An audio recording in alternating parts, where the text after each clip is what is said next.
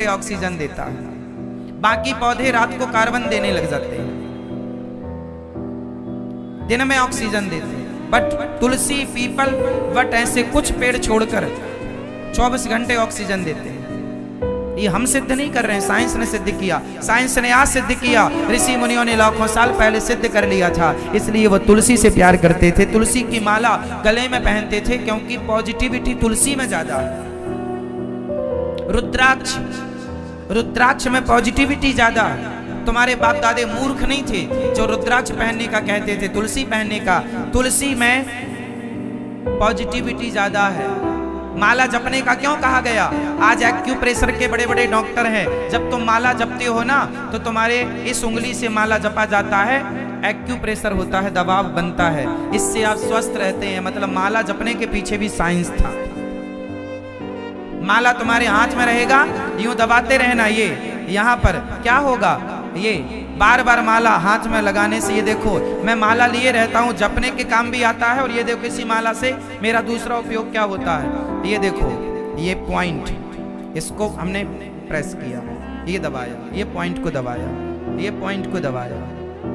सिर्फ भगवान को पाने के लिए माला नहीं है, शरीर को स्वस्थ रखने के लिए भी माला है। इस साइंस को बड़े बुजुर्ग हमारे जानते थे, लागू कर दिया नियम। तुम कुछ ना जान पाए, तुम केवल नकारते रह गए, तुम केवल आलोचना करते रह गए, तुम साइंस के बल पर केवल नकारते रह गए, जबकि साइंस तुम्हारा ही सबसे स्ट्रांग था। साइंटिफिक हो तुम, लेकिन तुम मानते कहां हो?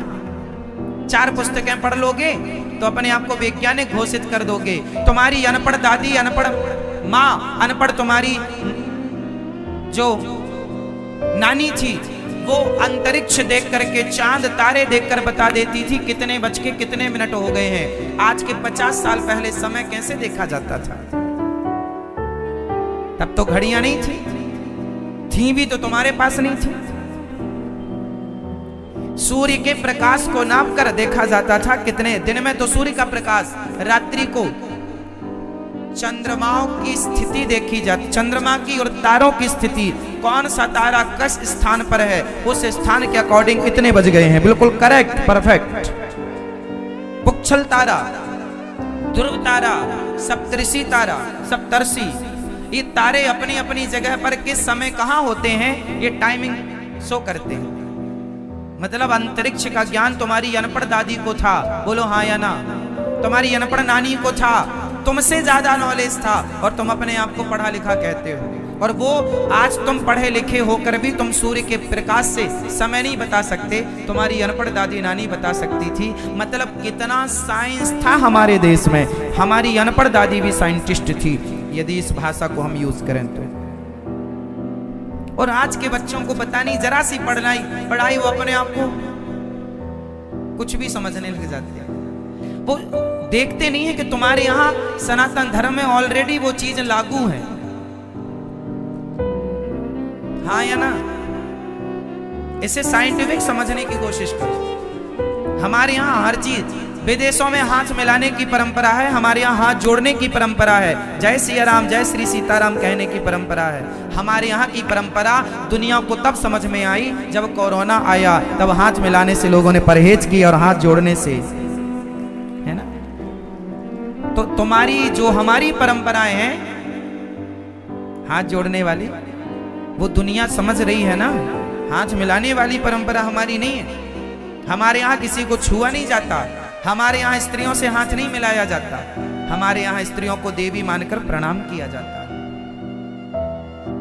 हाँ, हमारे यहाँ पहले से नारियों का इतना आदर रहा है कि किसी नारी को आप छू नहीं सकते, और हाथ मिलाने में छूना पड़ता था, और हमारे यहाँ छूने की इजाजत नहीं है। मतलब कितना साइंस था, और आज तुम लोग समझते नहीं हो साइंस को। चलो एक गहरी बात मैं आज आपको करता हूं, कभी तुमने विचार नहीं किया होगा, इस गहराई तक पहुंचे नहीं होंगे। जब स्त्रियां मासिक धर्म में होती हैं, अशुद्धि की अवस्था में होती हैं, पीरियड टाइम पर होती हैं, उस समय पर बड़े बुजुर्ग कहते थे तुम घर से बाहर ना निकलो। बताओ क्यों नहीं निकलने की इजाजत थी? इसका साइंटिफिक रीजन क्या था? बता सको तो बताओ। आरोप लगाते हैं कुछ लोग, अरे भारत में बड़े बुजुर्गों ने बड़ा अत्याचार किया महिलाओं पर, वो घर में घुसे रहने देते थे, बाहर निकलने की आजादी नहीं थी। इसके पीछे का रीजन जानते हैं? रीजन जानते हैं इसके पीछे का? नहीं? सुनो, पहले के जमाने में हर गांव के पास जंगल लगा होता था। पहले के जमाने में हर शहर हर गांव के पास क्या होता था? जंगल। और हर जंगल में भेड़िए होते थे। क्या होते थे? जोर से। आज भी गांव में भेड़िए होते हैं जंगलों में। आज भी बहुत सारे गांव जंगल के इर्द गिर्द हैं। पहले तो जंगल ही जंगल था ना। आज के 50-100 साल पहले, 200 साल पहले क्या था?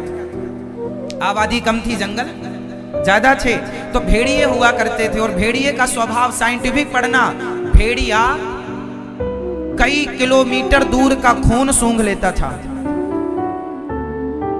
यदि उसे खून की कहीं बू आ गई, बदबू आ गई, तो वो सूंघ लेता था और झुंड के साथ अटैक करता था। तो तुम्हारे बाप दादों ने क्या नियम बनाया?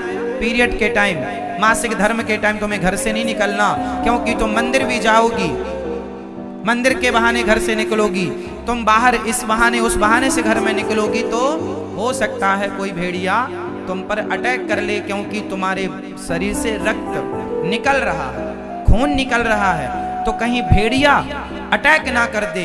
उस जमाने के अकॉर्डिंग, उस जमाने के हिसाब से तुम्हारी सुरक्षा के लिए तुम्हारे बड़े बुजुर्गों ने ये नियम बनाया था, जिसे तुमने बाद में नाम दे दिया बड़ों ने बड़ा अत्याचार किया। नहीं, अत्याचार नहीं था, तुम्हारी सुरक्षा थी।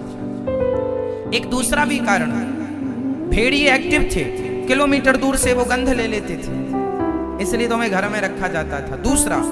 दूसरा रीजन था कि आज की तरह स्त्रियों को, आज जब किसी स्त्री को पीरियड का टाइम होता है, तो वो आज के युग में आजकल बहुत सुरक्षाएं हो चुकी हैं कि आप किस प्रकार से अपने शरीर को सेव रख पाते हैं। पहले के जमाने में ऐसा नहीं था। पहले की स्त्रियां कांच लगाया करती थी। जिस तरह से आप धोती पहनती हो ना, इस तरह से धोती पहले नहीं पहनी जाती थी। साड़ी जो पहनावा आज का है, ये पहनावा पहले नहीं थे। आज के 100 साल पहले स्त्रियां साड़ी को कांच लगाकर पहनती थी। हाँ या ना? आज भी महाराष्ट्र में कुछ माताएं, आज भी पुराने जमाने की माताएं आज भी कांच लगाती हैं। हाँ या ना? ये बात सही है या गलत है? बोलो हाँ या ना। सही है? सही है। जमाना एडवांस होता गया, पहनावा बदलता गया, वेशभूषा बदलती गई, खान पान रहन सहन तौर तरीके बदलते चले गए। उस जमाने में कांच लगाई जाती थी। अच्छा, कांच लगाने के पीछे भी एक रीजन था। अब वो रीजन बहुत गहरा है, आप समझ लेना। वो रीजन ये है कि जब स्त्रियां अशुद्धि के समय पर होती थी, रक्त गिरता था, तो गिरते हुए रक्त को रोकने की कोई व्यवस्था नहीं थी, इसलिए कांच लगाया जाता था। कांच के दौरान वहां पर उस कपड़े को रखकर कांच में कांच का सपोर्ट कपड़े को दिया जाता था और उस रक्त के संचार को रोका जाता था। समझ रहे हैं आप लोग? अब सोचो कि कोई स्त्री मासिक धर्म में मंदिर की तरफ जाए आज के 100 साल पहले, और किसी कारणवश उसकी कांच खुल जाए, तो पूरा शरीर पूरा लहूलुहान हो जाएगा। समाज देखेंगे, लोग देखेंगे। इसलिए तुम्हारे बाप दादों ने कहा कि 4 दिन घर के अंदर रहो, सुरक्षित रहो। इन सारे नियमों को मद्देनजर रखकर तुम्हारी सुरक्षा, तुम्हारे ऊपर कुछ किसी भी प्रकार का अपवाद ना हो, कोई दुर्घटना ना हो, इसलिए कहा गया। इस कितना बड़ा साइंस था, तुम्हें घर में अंदर रखने का साइंस था या नहीं भाई? आज की तरफ व्यवस्थाएं नहीं थी। सोचो 100 साल पहले तो तुम्हारे बड़े बुजुर्गों ने उस जमाने की जो व्यवस्थाएं, सुरक्षाएं कर पाई, बेचारों ने की। इसलिए कभी भी अपने धर्म, अपनी संस्कृति को गहराई से समझो, जानो, और अपने बड़े बुजुर्गों के उन नियमों का पालन करो जो बनाया गया था। आज के युग में तो आप देखो, आप बाहर रहते हैं, घूमते फिरते हैं, दूर से भगवान का दर्शन भी कर लीजिए, स्पर्श ना करो पर दूर से दर्शन कर लो, कथा सुन लो, कोई आपत्ति नहीं।